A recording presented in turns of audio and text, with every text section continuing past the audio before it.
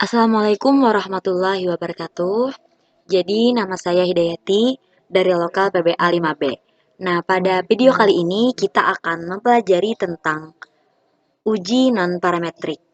Nah, sebelumnya saya akan memberitahukan apa sih itu uji non-parametrik.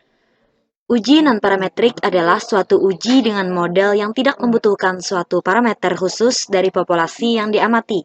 Nah, uji statistik non-parametrik ialah suatu uji statistik yang tidak memerlukan adanya asumsi-asumsi mengenai sebaran data populasi.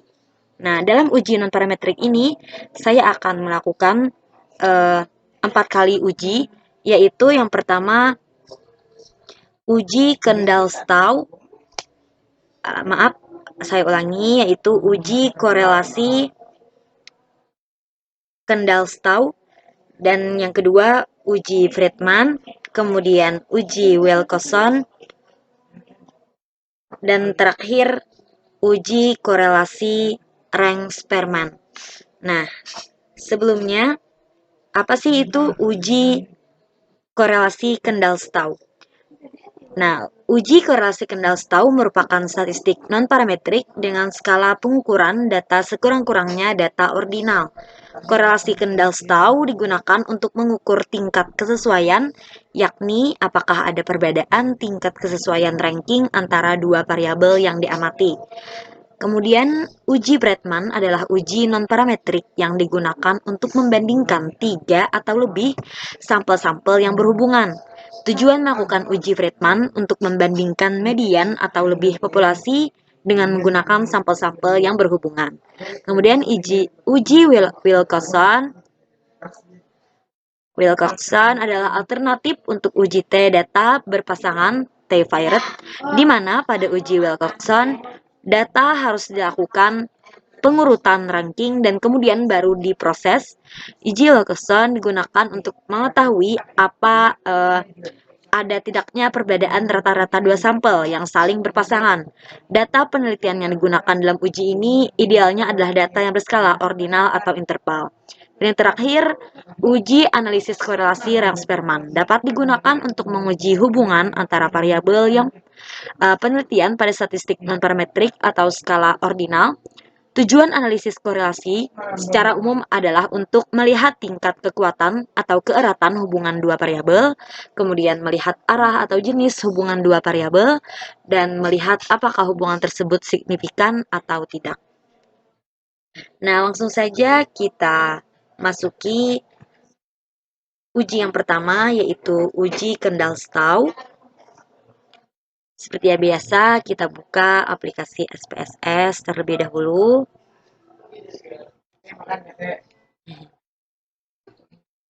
Kemudian kita klik pada name.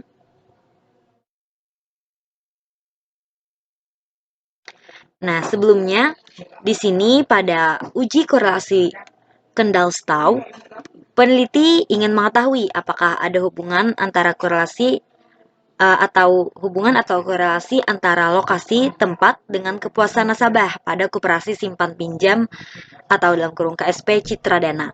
Nah, untuk itu peneliti membagikan kuesioner atau pertanyaan kepada 10 orang nasabah yang dipilih secara acak. Nah, adapun di sini saya sudah menyediakan tabel. Nah, seperti ini. Nah, keterangannya yaitu kriteria penskoran jawaban responden untuk pertanyaan kuesioner pada variabel lokasi dan kepuasan nasabah ada sebagai berikut. Nah, jika sangat tidak puas diberi skor 1, tidak puas diberi skor 2, dan cukup puas diberikan skor 3, puas diberikan skor 4, dan sangat puas diberikan skor 5. Nah, seperti ini. Ini hasil dari uji data-datanya. Kemudian kita buka aplikasinya tadi, kemudian pada name kita kasih di sini lokasi. Kemudian untuk kolom kedua pada name kepuasan. Nah, setelah itu pada desimal seperti biasa ya, kita berikan 0.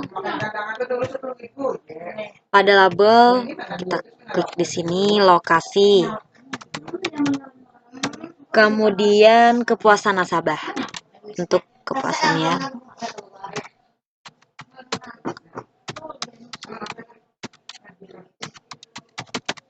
Nah, setelah itu untuk measure kita ganti di sini menjadi ordinal. Begitupun untuk kepuasan. Setelah itu langsung kita buka data view. Di sini kita sudah menyiapkan tadi data Excel, kita copy satu-satu. Oke. Oke, untuk lokasi tadi sudah, tinggal kita copy paste. Nah, kemudian untuk kepuasan, di sini kita copy paste lagi. Oke. Nah, baik.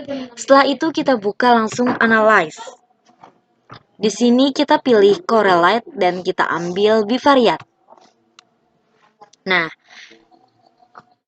pada lokasi dan kepuasan nasabah kita pindahkan langsung Ctrl A, kita pindahkan ke variables. Di sini sudah. Kemudian di sini kan ada centang person. Kita tidak menggunakan itu karena kita ingin mengujikan nilai tahu, kita centang ke nilai tahu dan ini yang dicentreng. Kemudian oke, ini sudah benar. Tinggal kita klik OK. Nah, maka akan muncul hasilnya seperti ini, teman-teman semuanya. Nah,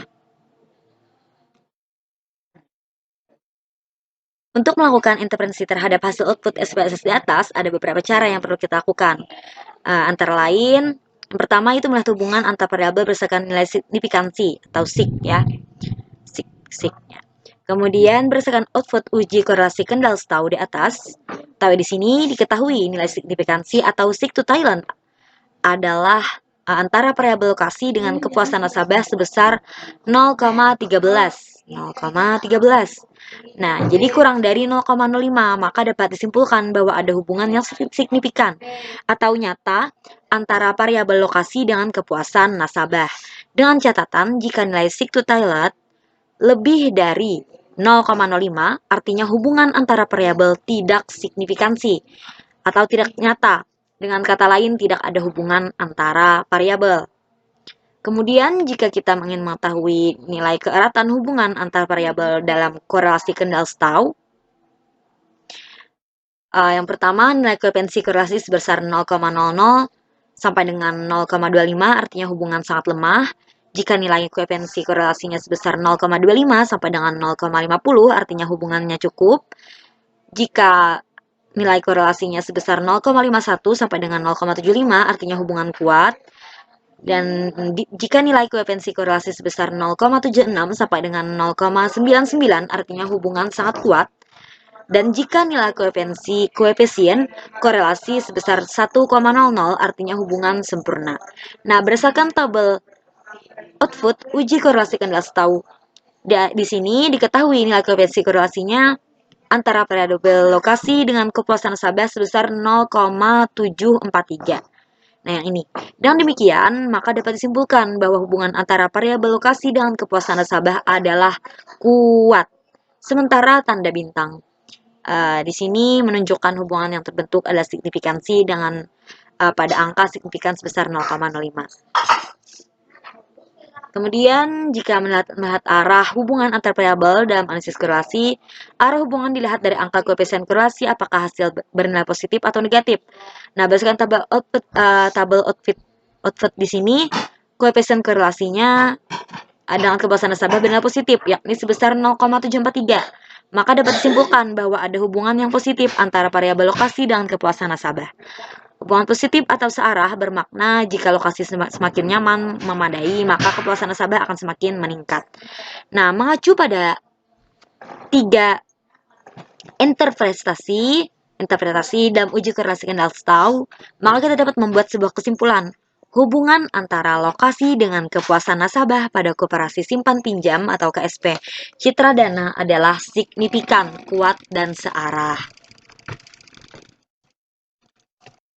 Nah, baik, selanjutnya kita masuk pada uji Friedman. Nah, Di sini, seorang mahasiswa jurusan gizi ingin mengetahui apakah susu bubuk merek subur gemuk benar-benar dapat meningkatkan berat badan seseorang dalam kurun waktu tertentu. Guna keperluan meneliti, maka 15 orang yang hendak melakukan program peningkatan berat badan ditimbang untuk mengetahui berat badan awal. Kemudian 15 orang tersebut diberi minum susu bubuk merek subur gemuk, lalu ditimbang kembali berat badannya setelah seminggu, minum berat badan sebulan setelah minum, 2 berat badan setahun setelah minum. Adapun data berat badan ke-15 orang tersebut adalah sebagai berikut. Nah, di sini saya sudah memiliki hasil dari berat badan semuanya siswa. Kemudian langsung saja kita masuki pada aplikasi SPSS. Nah, di sini seperti biasa kita buka aplikasi SPSS, kemudian pada NEM kita kasih kolom pertama yaitu awal, kemudian seminggu, sebulan, setahun. Kemudian pada desimalnya kita ganti menjadi 1 karena akan ada angka di belakang 0. Kemudian pada label kita ganti menjadi untuk awal, BB seminggu, BB sebulan, BB setahun. Kemudian untuk measure kita ganti menjadi scale. Kemudian langsung kita masuk ke data view. Di data view ini tadi kan kita sudah ada data mahasiswa yang berat badannya seperti ini. Tinggal kita copy paste, kemudian kita letakkan di aplikasi SPSS ini. Nah, ini sudah saya copy paste. Selanjutnya kita klik analyze. Nah, setelah kita klik analyze, kita pilih general linear model, kemudian kita pilih yang nomor 3, repeated measure. Klik. Nah, kemudian pada faktor kita ganti menjadi waktu. Dan number of level kita ganti 4. Kemudian kita add. Nah, setelah itu klik define.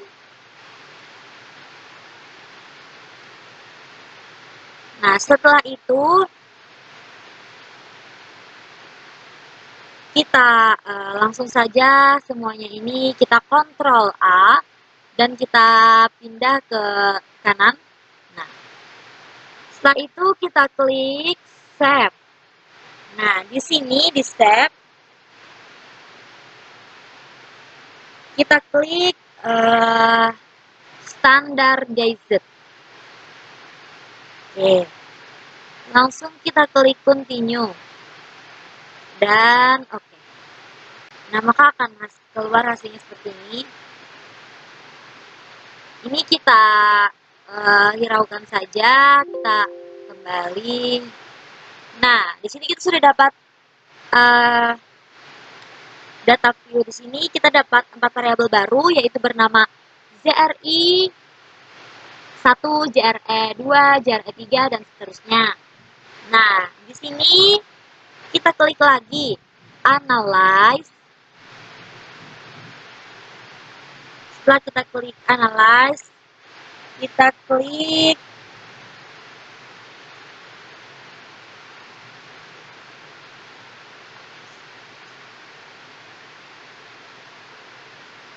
standar. Nah, di sini kita klik deskriptif ya, deskriptif. Statistik, kemudian kita pilih explore. Nah, di sini untuk standardized reset itu kita pindahkan semuanya ke dependent list. Ada 4 di sini, kita pindahkan ke semua keempatnya ya. Nah, setelah itu baru kita buka plot. Nah, di sini faktor ini tetap dan system and leave, dan kita centang normality plots with dates, kemudian continue dan kita klik OK. Maka keluar hasilnya seperti ini. Nah, masih proses. maka akan keluar hasil seperti yang ini ya, banyak. Tapi kita hanya fokus pada test of normality. Nah, di sini pembahasan uji normalitas karena jumlah N-nya itu yang dipakai dalam penelitian ini ada 15 di sini atau DF ya. Maka pengambilan keputusan untuk uji normalitas mengacu pada nilai Sig Shapiro-Wilk. Nah, sebaliknya jika jumlah N lebih dari 50 maka mengacu pada nilai Sig Kolmogorov-Smirnov. Nah, berdasarkan tabel di atas atau tabel yang saya tunjuk ini, diketahui nilai Sig standardized residual per awal sebesar 0,12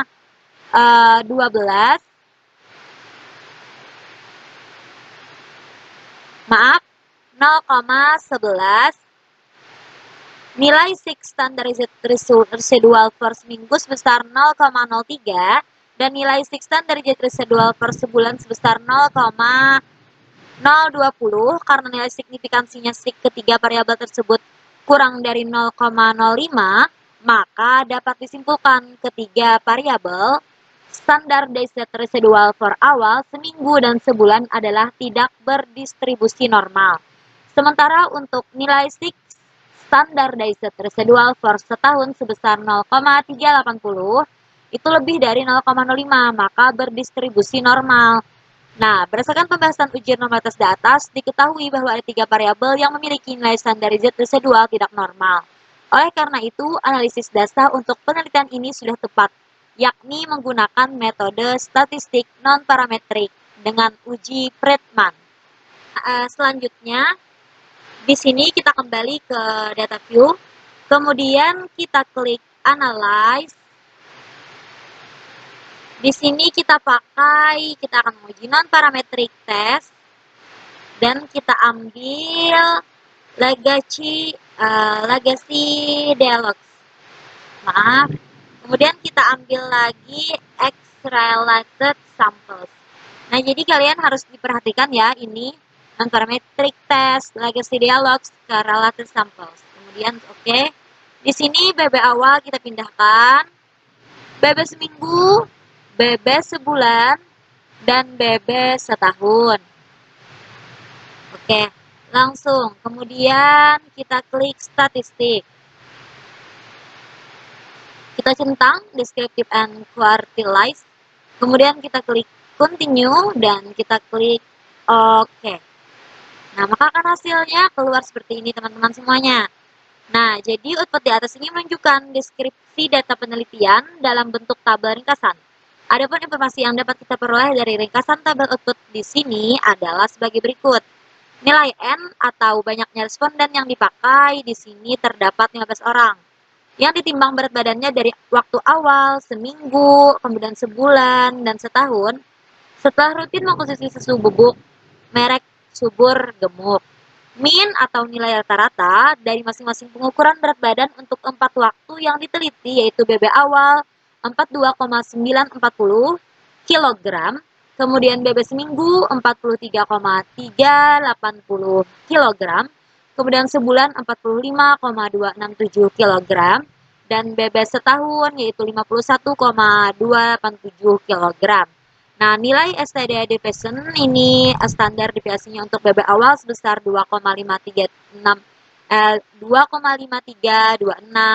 dan seterusnya. Di sini ada juga informasi tentang berat badan minimum, maksimum untuk masing-masing waktu pengukuran. Nah, selanjutnya untuk ranks, di sini tabel output ini menunjukkan rata-rata berat badan dalam bentuk ranking, di mana berat badan paling besar berada di waktu pengukuran BB setahun. Setelah rutin meminum susu bubuk merek subur bubuk. Kemudian pada tes statistik, merupakan tabel terpenting dalam uji Friedman. Ada beberapa tahapan untuk melakukan intervensi, yaitu membuat hipotesis dugaan, penelitian, melihat dasar pengambilan keputusan dalam uji Friedman, dan membuat kesimpulan. Jadi, hipotesis penelitian uji Friedman itu HO, yaitu tidak ada perbedaan rata-rata peningkatan berat badan pada keempat kelompok interval waktu pengukuran. Kemudian HA, ada perbedaan rata-rata peningkatan berat badan pada keempat kelompok interval waktu pengukuran. Nah, keputusan uji hipotesis berdasarkan tabel output tes statistik. Di sini diketahui bahwa nilai asumsi sig yang ini yaitu nilainya sebesar 0,00, yaitu kurang dari 0,05, maka HO ditolak dan HA diterima. Atau dengan kata lain, ada perbedaan rata-rata peningkatan berat badan pada keempat kelompok interval waktu pengukuran. Nah, dengan demikian dapat kita simpulkan bahwa susu bubuk merek Subur Gemuk benar-benar dapat meningkatkan berat badan seseorang.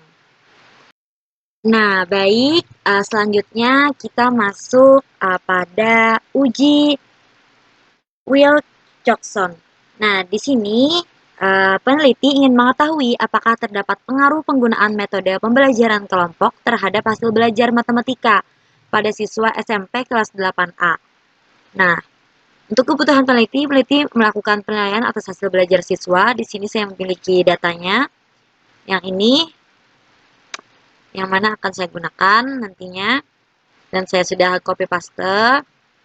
Nah, kemudian masuk kita pada aplikasi SPSS. Kemudian pada name kita berikan kita dimasukkan di kolom ini pre, kemudian kolom kedua post, kemudian desimalnya kita ganti menjadi 0, begitupun dengan post. Pada label kita kasih di sini pretest dan posttest. Kemudian setelah itu langsung saja kita klik data view. Nah, di sini saya sudah mengcopy data yang saya peroleh tadi. Yang ini sudah saya copy dan saya copy paste di sini. Setelah itu kita klik analyze. Di sini kita ambil non-parametric. Di sini kita ambil non-parametric, kemudian legacy dialogs, kemudian to relate samples. Kita klik OK. Pada pretest kita masukkan di variabel ini. Nah, kemudian pada post test kita masukkan di sini ke variabel yang kedua. Kemudian setelah itu kita centering Wilcoxon.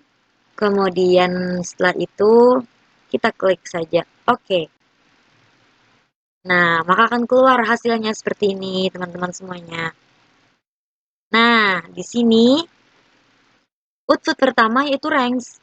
Negatif range atau selisih negatif antara hasil belajar matematika untuk pretest dan posttest adalah 0.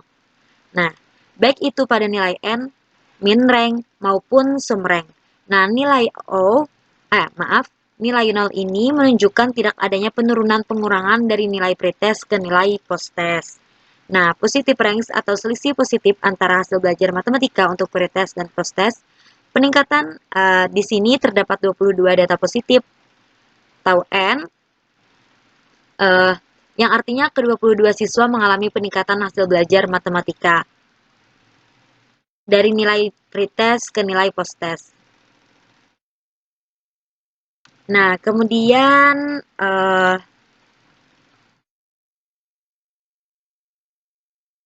min rank atau rata-rata peningkatan tersebut adalah sebesar 11,50, sedangkan jumlah ranking positif atau sum of rank adalah sebesar 253,00. Nah, TIS adalah kesamaan nilai pretest dan posttest. Di sini nilai TIS adalah 0. Nah, sehingga dapat dikatakan bahwa tidak ada nilai yang sama antara pretest dan posttest. Dalam uji hipotesis, kita menggunakan output SPSS yang kedua, yakni output tes statistik ini. Nah, jadi dasar pengambilan keputusan dalam uji Wilcoxon, jika nilai yang ini, sig to toiletnya, lebih kecil dari 0,05, maka HA diterima. Sebaliknya, jika nilai asumsi to toilet lebih besar dari 0,05, maka HA ditolak. Nah, berdasarkan output tes statistik yang saya arahkan ini, jumlahnya itu atau nilainya itu 0,000, yaitu lebih kecil dari 0,05, maka dapat kita simpulkan bahwa HA diterima.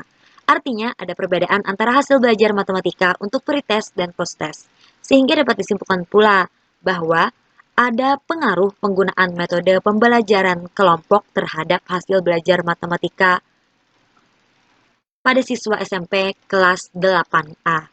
Nah, langsung saja kita masuk pada uji yang terakhir, yaitu uji korelasi Range-Spearman. Nah, di sini dalam analisis korelasi ini langsung saja kita masuki aplikasi SPSS.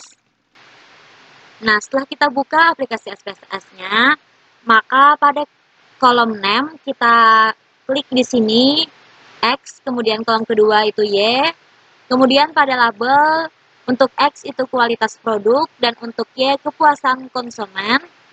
Kemudian setelah itu langsung kita masuk ke data view. Nah, di sini saya sudah menyediakan data Excel korelasi Range-Spearman, yaitu di sini ada X dan Y. Tinggal kita copy paste. Kemudian kita paste. Jadi kita masuk pada analyze. Di sini kita ambil correlate dan bivariate. Nah, setelah itu kita langsung saja Ctrl A dan kita pindahkan ke kanan variables. Kemudian kita klik option. Kemudian di sini kita centang include cases ini. Nah, kemudian kita klik continue. Kita di sini klik pakai Spearman. Versionnya kita jangan centang. Kemudian kita klik langsung saja OK. Nah, maka akan timbul hasilnya seperti ini, teman-teman semuanya. Nah, melihat tingkat kekuatan atau keeratan hubungan variabel kualitas produk dengan kepuasan konsumen. Dari output ini, diperoleh angka koefisien korelasi sebesar 0,838. Artinya, tingkat kekuatan hubungan korelasi antara variabel kualitas produk dengan kepuasan konsumen adalah sebesar 0,838 atau sangat kuat. Nah, tanda bintang ini artinya signifikan ya. Kemudian melihat arah jenis hubungan variabel kualitas produk dengan kepuasan konsumen, angka koefisien korelasi pada hasil ini bernilai positif yaitu 0,838. Sehingga hubungan kedua variabel tersebut bersifat searah. Nah, jadi dengan demikian dapat diartikan bahwa kualitas semakin ditingkatkan kualitasnya, maka kepuasan konsumen juga akan meningkat tentunya. Melihat signifikansi hubungan kedua variabel, berdasarkan output ini diketahui nilai signifikansi atau stick to Taylor itu sebesar 0,02 karena nilai stick to Taylor 0,02 itu kurang dari atau lebih kecil dari 0,05 atau 0,01, artinya ada hubungan yang signifikan. Berarti antara variabel kualitas produk dengan kepuasan konsumen. Nah, mungkin itu saja dari saya. Maafkan jika ada kesalahan atau kehilapan. Selalu doakan semoga lebih bisa berkarya lagi.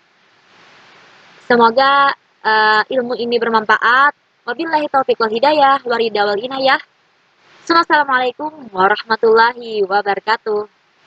Jangan lupa subscribe, like, and comment teman-teman semuanya.